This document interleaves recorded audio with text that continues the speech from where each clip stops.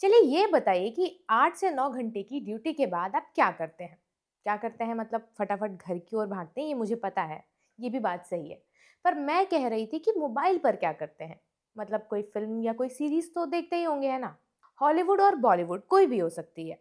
मुझे बस ये जानना है कि कोई भी शो देखते वक़्त आपका असल मकसद क्या होता है? दिमाग बंद करना या दिमाग खोलना?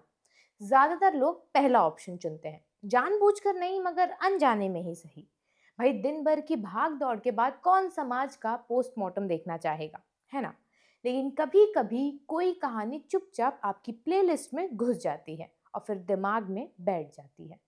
एपिसोड खत्म हो जाता है, स्क्रीन बंद हो जाती है, लेकिन अंदर सवाल रह जाता है और घूमता ही रहता है।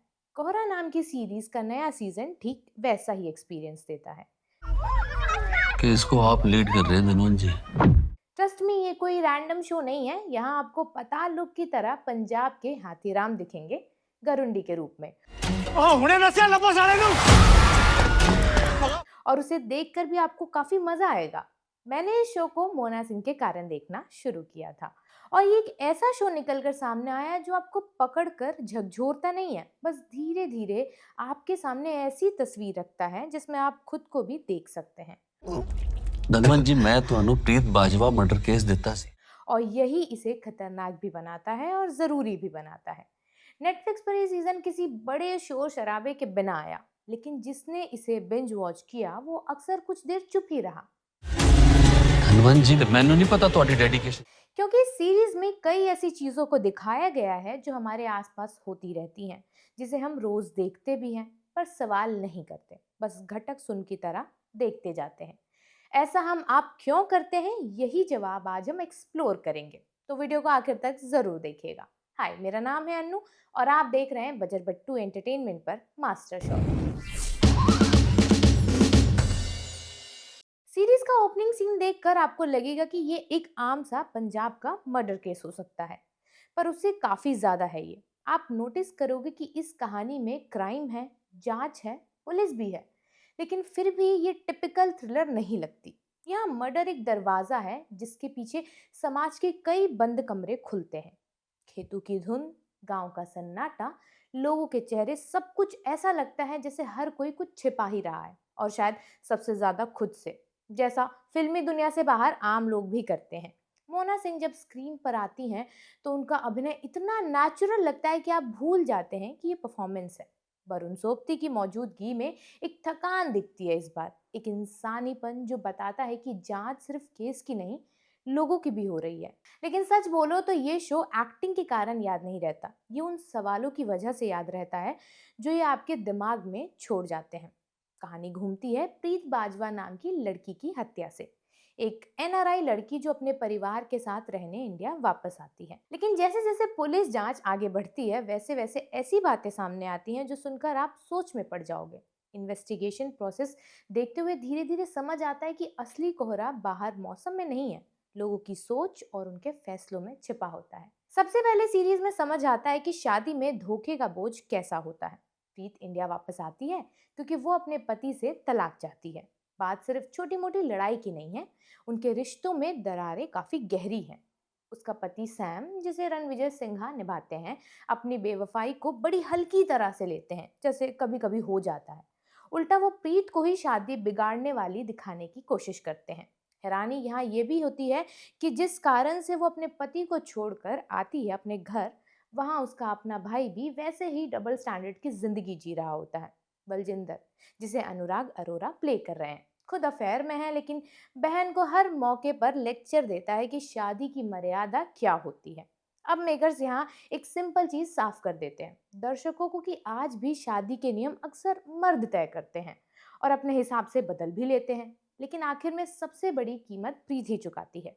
उसकी मौत सिर्फ एक क्राइम केस नहीं लगती, बल्कि उस सोच पर सवाल बन जाती है जहां मर्दों की गलतियां नॉर्मल मानी जाती हैं। इसके बाद दिखती है विरासत और बराबरी की लड़ाई। इस बात में कोई दो राय नहीं है कि भारत में भाई बहनों के बीच प्रॉपर्टी को लेकर तकरार कोई नई बात नहीं है। लेकिन मामला तब गड़बड़ हो जाता है जब घर की बहस जंग बन जाती है। सुदीप शर्मा की लिखी हुई कहानी ये बात साफ दिखाती है कि विरासत की लड़ाई सिर्फ पैसों की लड़ाई नहीं होती, इसमें हक, अहंकार, पुरानी सोच और सालों का दबा हुआ गुस्सा सब शामिल होता है। कानून भले कह दे कि बेटा बेटी बराबर है, पर असल जिंदगी में क्या ये सच में है? कौन ज्यादा हकदार माना जाता है? वो बेटा जो घर पर रहा लेकिन अपनी लाइफ में गड़बड़ियां करता रहा, या वो बेटी जो अपनी शादी और बच्चों को छोड़कर घर लौट आई है? कहानी ये दिखाती है कि कई बार जमीन और जायदाद रिश्तों से ज्यादा भारी पड़ जाती है। एक दमदार सीन तब आता है जब प्रीत बाजवा अपने भाई बलजिंदर से साफ कहती है कि उसे भी पुश्तैनी संपत्ति में बराबर का हक चाहिए, ठीक अपनी माँ की तरह।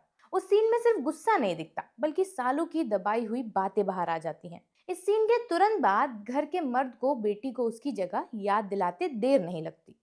और यही बात कोहरा को खास बनाती है। ये चिल्लाकर मैसेज नहीं दे रही है, बस सिचुएशन रख देती है आपके सामने। कोई अलग फिक्शनल सिचुएशन नहीं, वही जो आप हमने अपने आसपास देखा है या देख रहे हैं। इस कड़ी में जुड़ा एक और एस्पेक्ट जिससे बात तो बहुत होती है और विवाद भी बहुत होता है, पर बेहतरी की दिशा रेयर ही दिखाई देती है।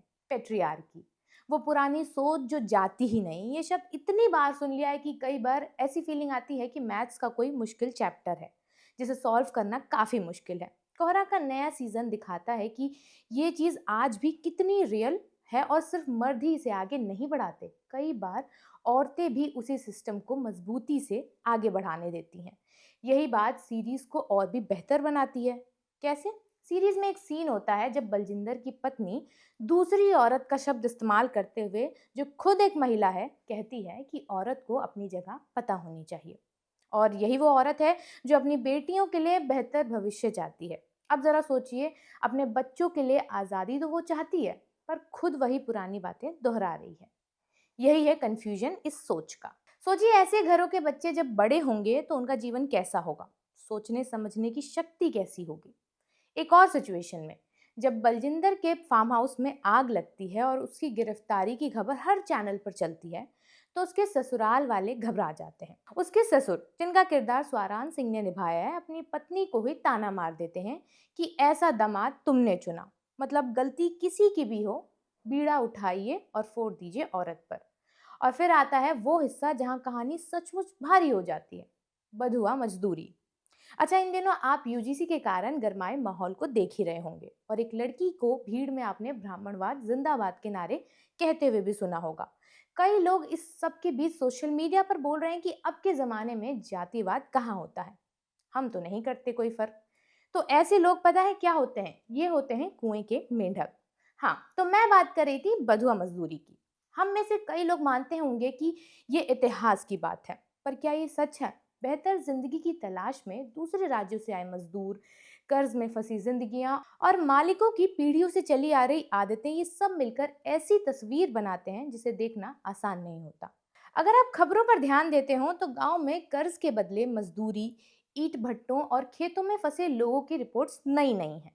यहाँ सुदीप शर्मा की लिखावट खास लगती है, क्योंकि वो मुद्दे को चीख चीख कर नहीं बता रहे हैं, जैसा मैंने आपको पहले बताया था, वो बस सामने रख रहे हैं आपके।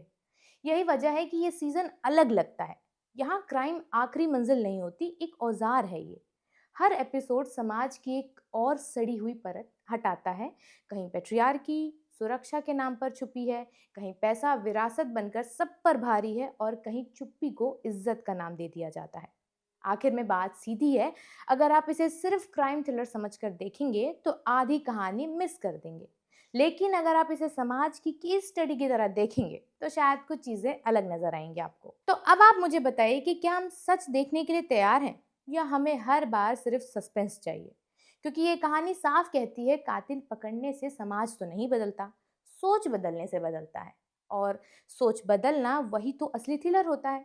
मेरी बात यहाँ पूरी होती है और आपका काम यहाँ शुरू होता है कि आपको क्या लगता है, इस सीरीज की कहानी कितनी सार्थक है? कमेंट सेक्शन में अपनी राय रखना और सवाल करना मत भूलेगा, ताकि अगली वीडियो और भी जल्दी आ सके।